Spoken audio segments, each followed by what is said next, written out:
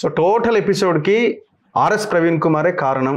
ఆయన ఎంట్రీ, కేసీఆర్ ఆయనకి పూర్తిగా మద్దతుగా నిలబడడం, గువ్వల బాలరాజుని వాడుకునే రోజులు వాడుకున్నాం, ఇక చాలు, ఇక ఆయన పని అయిపోయింది అని సైడ్ జరపడంతో మీకు కోపం వచ్చింది. నేను అంటే బాగోదు, నా విధానము, నేను ఎదిగిన స్థాయికి అటువంటి వాళ్ళు జస్ట్ నథింగ్. ఎవరైనా సరే, ఆర్ఎస్ ప్రవీణ్ కుమార్ తాత అయినా పర్వాలేదు. అటువంటి వాళ్ళపైన నేను వేదికను వదిలి, యుద్ధ భూమిని వదిలిపోయేటువంటి కాదు. నేను నాకంటూ ఆలోచనలు ఉన్నాయని మీతో ఇంత స్పష్టంగా చెప్తా ఉన్నా. నేను నిజంగా అందరినీ ఆలోచింపజేయండి. మీకు ఆలోచనలు ఉన్నాయి, మీ ఆలోచనలని నాకు ప్రవీణ్ కుమార్ గారే వచ్చిండు అని అంటే, నేను శాసనసభ్యుడిగా పనిచేసిన, నాకు అసెంబ్లీ క్లియర్గా ఉంది.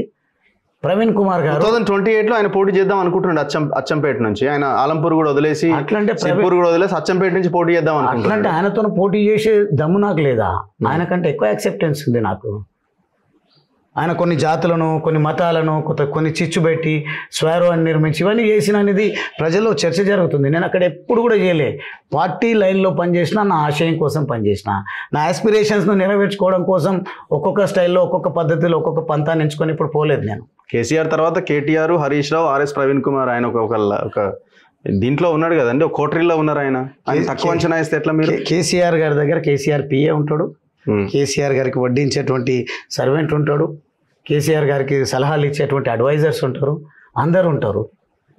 అంత మాత్రాన ఆయన పక్కన ఇది ఏ లక్ష్యంతో ఉన్నాడో నాకు తెలుసు. ఐపీఎస్ ఆఫీసర్ కాబట్టి ఇప్పుడు వచ్చినటువంటి ఈ విమర్శలు, ఈ ఎంక్వైరీల పైన ఆయనకున్నటువంటి ఇంటలెక్చువాలిటీని వాడుకుంటున్నారేమో. కానీ అచ్చంపేటలో గువ్వల బాలరాజుకు పోటీగా నిర్మించాలని, ఏర్పాటు చేయాలని కేసీఆర్ గారు కూడా ఆలోచించినట్టయితే నేను ఎప్పుడు భావించడం లేదు. ప్రవీణ్ కుమార్ గారు కూడా ఆ ఆలోచనతో ఉన్నట్టుగా నాకు ఎప్పుడు అనిపించలేదు. అట్లా లేనే లేదు. అసలు అచ్చంపేట ఎంట్రీ లేదా ఆయనది? అస్సలు అటువంటి ఆస్పిరేషనే లేదు ఆయనకు. ఇప్పుడు కూడా ఆయనకున్న ఒక లక్ష్యం ఏంటంటే, ఆయన లక్ష్యం నుంచి కూడా బయటకు వస్తున్నాడు.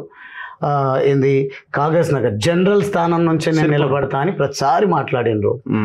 అక్కడ నేను కూడా చెప్పడం జరిగింది, వృధా ప్రయాస ఎందుకు, అంత దూరం ఎందుకు, మిమ్మల్ని పార్టీ వాడుకోవాలనుకుంటుంది, మేము కూడా మనం అందరం కలిసి మన కేటగిరీ వాళ్ళం కలిసి పనిచేద్దాము, అంత దూరం పోవడం వల్ల ప్రయోజనం ఉండదు. ప్రత్యక్ష రాజకీయాల్లో గెలుపే ప్రామాణికం ఉంటుంది. మీరు సగం ఫోకస్ అక్కడ, సగం కోసం పార్టీ కోసం, సగం ఫోకస్ మీరు నాయకుడిగా నిలదొక్కుకోవడం కోసం చేయడం వల్ల ప్రయోజనం ఉండదు.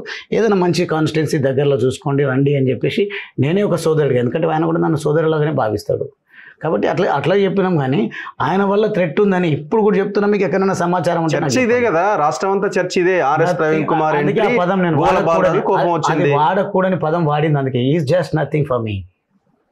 ఆ పొలిటికల్ కెరియర్లో నాకున్నటువంటి ఎక్స్పీరియన్స్, నాకున్నటువంటి ప్రజా సంబంధాలు, నన్ను ప్రజల నుంచి దూరం చేసే ఎత్తుగడ ప్రవీణ్ కుమార్ చేయగలుగుతాడా?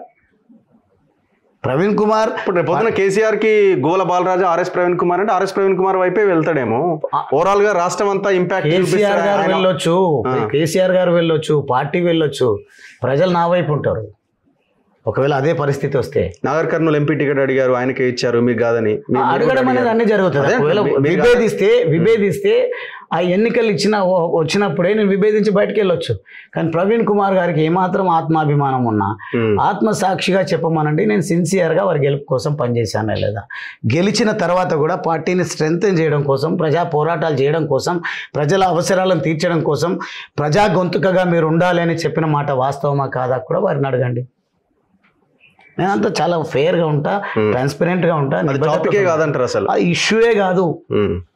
ఇప్పుడు నేను జరగాల్సినటువంటి పొద్దున బీజేపీ నుంచి గువ్వల బాలరాజు, బీఆర్ఎస్ నుంచి ఆర్ఎస్ ప్రవీణ్ కుమార్, కాంగ్రెస్ నుంచి వంశీకృష్ణ. ఓకే, ఇదే కదా ఇక రేపు 2028-29లో జరగబోయే. గువ్వల బాలరాజు ఇండిపెండెంట్గా రావచ్చు, గువ్వల బాలరాజు కాంగ్రెస్ నుంచి రావచ్చు, గువ్వల బాలరాజు బీజేపీ నుంచి రావచ్చు, గువ్వల బాలరాజు మీరు అన్నట్టుగా ఏదైనా వేదిక తీసుకొని ఆ వేదిక ద్వారా కూడా కావచ్చు. అప్పుడే ఎందుకు మీరు మీ ఆడియోలో చాలా క్లియర్గా ఉన్నది. మీ ఎవరో ఒక అబ్బాయితో మాట్లాడుతున్నప్పుడు ఆర్ఎస్ ప్రవీణ్ కుమార్కి మొన్న ఏదో పదవి ఇచ్చారు కదా సార్ అంటే, మీరు ఆ మెసేజ్ ఒకటి పంపి నాకు అని మీరు అంటున్నారు కదా. ఇంతకు ముందు ఛానల్లో ఇంకో మాట మాట్లాడినా, మీ దగ్గర ఒక మాట మాట్లాడుతున్నా. మీది రీచబిలిటీ ఎక్కువ ఉండొచ్చు, అతని రీచబిలిటీ తక్కువ ఉండొచ్చు. నేను కాంగ్రెస్ వాళ్ళతో మాట్లాడితే తప్పకుండా కాంగ్రెస్కి వస్తే మాట్లాడదాం మనం. నాకు కొన్ని ఆలోచనలు వచ్చిన తర్వాత తప్పకుండా కాంగ్రెస్కి ఉండదు కదా. లీడర్ అన్న తర్వాత ఇది ఒకవేళ బయటికి వెళ్తే మన పరిస్థితి ఏంటి, ప్రజల్లో అభిప్రాయం తప్పుడుగా వెళ్తుందని ఒక ఆలోచన మనకి రావాలి కదా. అందుకే అంటున్నా, అది పొలిటికల్ లీడర్లు ఆలోచించేటువంటి విషయం.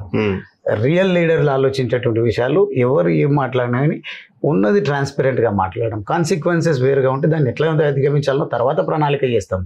జీవితమే స్ట్రాటజీ కాదు నా దృష్టిలో. ఎత్తుగడలతోనే మాటలు మాట్లాడాలి, ఎత్తుగడలతోనే స్నేహం చేయాలి అనే నైజం నాది. కాబట్టి చాలా బోల్డ్గా బీజేపీలోకి ఏనా అంటే బీజేపీలోకి అని మాట్లాడినాం. ప్రవీణ్కి ఇట్లా వచ్చిందంటే అదేందో పంపి అని అడిగాం.